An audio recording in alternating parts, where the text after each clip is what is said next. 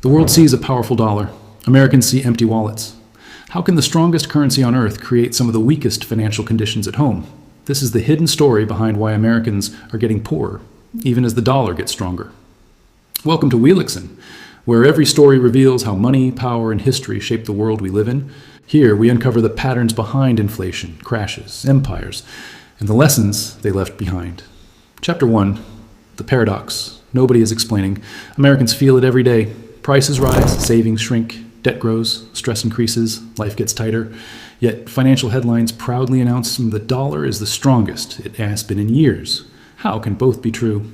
How can the global symbol of financial power get stronger, while the people who use it feel weaker?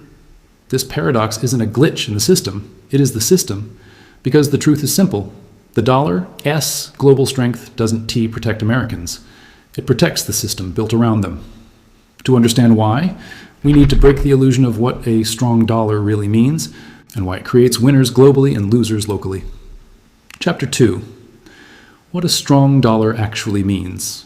A strong dollar means this. Foreign currencies must surrender more of their value to buy one US dollar. Dollar up, other currencies down.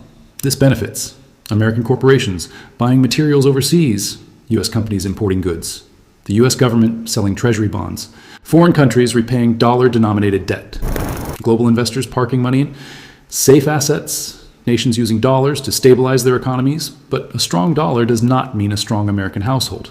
A strong dollar helps Wall Street, international trade, banks, multinational corporations, foreign governments, investors, US geopolitical power, but it does not automatically help American workers, American renters, American families, small businesses. Anyone living paycheck to paycheck, because a strong dollar is a global advantage, while the American struggle is a domestic reality. The two operate under different rules, and that difference reveals the deeper truth. The dollar is strong globally because Americans absorb the weakness locally. Chapter 3. The dollar's first loyalty is not to the American people. It might feel shocking, but the dollar's purpose isn't to make American life easier. The dollar's purpose is to keep global trade running, keep international markets stable, keep U.S. debt attractive, and maintain America's position as the world's financial center. The dollar belongs to the world, but Americans are the ones who live inside the consequences.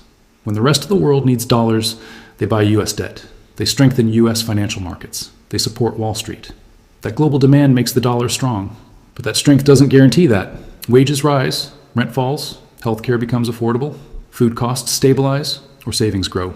Because the dollar's mission is global power, not household stability. This is the first piece of the puzzle. Chapter 4. The system was designed for growth, not affordability.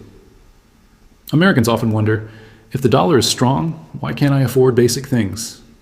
The answer, strength does not mean accessibility. Let S break down the American economic model. 1. Prices rise faster than wages, by design. Inflation is not a bug. Inflation is Fed policy. The target is literally 2% inflation every year.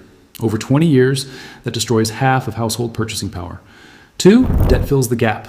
When wages don't meet reality, credit cards, auto loans, student loans, personal loans, mortgages become substitutes for income. 3. Consumption becomes the engine. The U.S. economy is 70% consumer spending. If Americans stop spending, the entire system stalls. So the system is built in a way where you cannot stop spending even when you can afford it. 4. Asset prices rise faster than incomes. This helps investors, not workers. Stocks go up, home prices go up, corporate profits go up. But wages, they barely move. A strong dollar supports investors. A strong dollar supports capital. But a strong dollar does not support income growth. This system creates one inevitable outcome. Americans become consumers first and citizens second. Chapter 5. Why the strong dollar hurts American workers. Here, it's the truth most economists avoid. A strong dollar makes foreign goods cheap, but it destroys American jobs. When imports are cheaper, companies outsource more. Manufacturing declines, domestic factories close, local wages stagnate, entire regions collapse. This has been happening for 40 years. A strong dollar accelerates. Offshoring, layoffs, automation, industrial decline because U.S. companies gain more by producing overseas and selling in dollars than producing at home. This is why Detroit collapsed. Ohio factories shut down. Rust Belt towns emptied. Manufacturing towns declined. A strong dollar is great for corporations, but devastating for wage-based workers. It's a silent transfer of wealth from labor to capital. Chapter 6. The dollar is strong. Worldwide. Because Americans absorb the inflation at home. This is the part nobody explains. When the dollar is strong globally, it suppresses inflation abroad. Countries like Japan, South Korea, Mexico, Saudi Arabia, Brazil, EU nations buy cheaper U.S. commodities. They benefit from stability. They benefit from predictability. But inside the U.S., inflation behaves differently. Why? Because global demand for dollars allows the U.S. to print more money without weakening the currency. So the inflation that should hit the dollar externally gets pushed internally. Foreign nations send their inflation outward. The U.S. absorbs it inward. Americans carry the cost of maintaining global dollar dominance.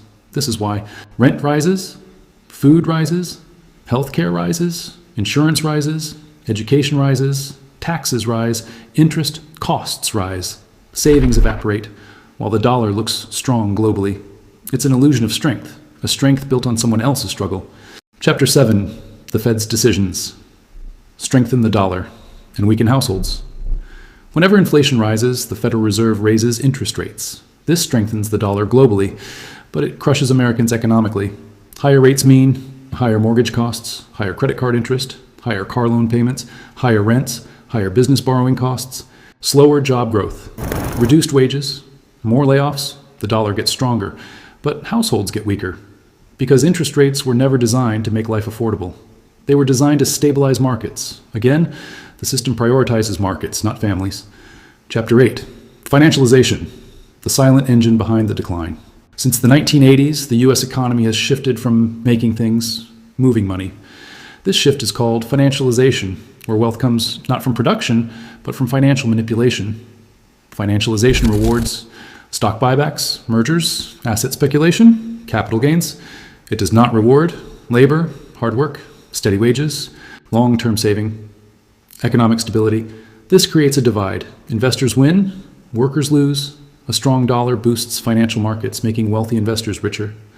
But regular Americans, they experience wage stagnation, job insecurity, rising costs, shrinking opportunity. The system was never built to lift workers. It was built to lift capital. Chapter 9. The decline of the middle class, the inevitable consequence. The American middle class was once the strongest in the world, but today, real wages haven't highest tea grown in 40 years. Healthcare bankrupts families. Rent consumes paychecks. Education requires lifelong debt. Owning a home is out of reach. Interest payments drain income. Savings rates collapse. This isn't a personal failure. This is structural design. The middle class shrinks because the system extracts wealth faster than it creates opportunity. The strong dollar accelerates this collapse by pushing the U.S. economy deeper into financialization and further away from wage-based stability. Chapter 10. So why is the dollar strong while Americans are poorer? The final breakdown. Here is the full explanation, summarized.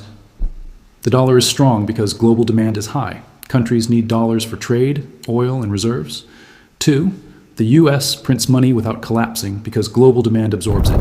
But the inflation hits domestic consumers. 3, a strong dollar hurts American workers by encouraging outsourcing. Jobs move overseas. 4, Fed policies strengthen the dollar globally but weaken households locally. Higher rates stir financial pain. 5, the system is built to support financial markets, not families. 6, inflation destroys savings, forcing people into debt. 7, the middle class shrinks because financialization benefits investors, not workers. 8, global dollar dominance requires domestic sacrifice. This paradox is not a mistake. It is the structure of the modern American economy. A strong dollar is a global symbol of power, but power always comes at a cost. And today, that cost is carried by the American working class. If this video helped you understand why the American dollar can rise while the American household falls, then you're already ahead of the narrative most people never question. At Wheelixon, we reveal the hidden systems shaping your money, your wealth, and your future, so you're never trapped by the structures you don't see. Subscribe to stay informed, stay aware, and stay ahead in a world designed to keep you financially dependent. See you in the next video.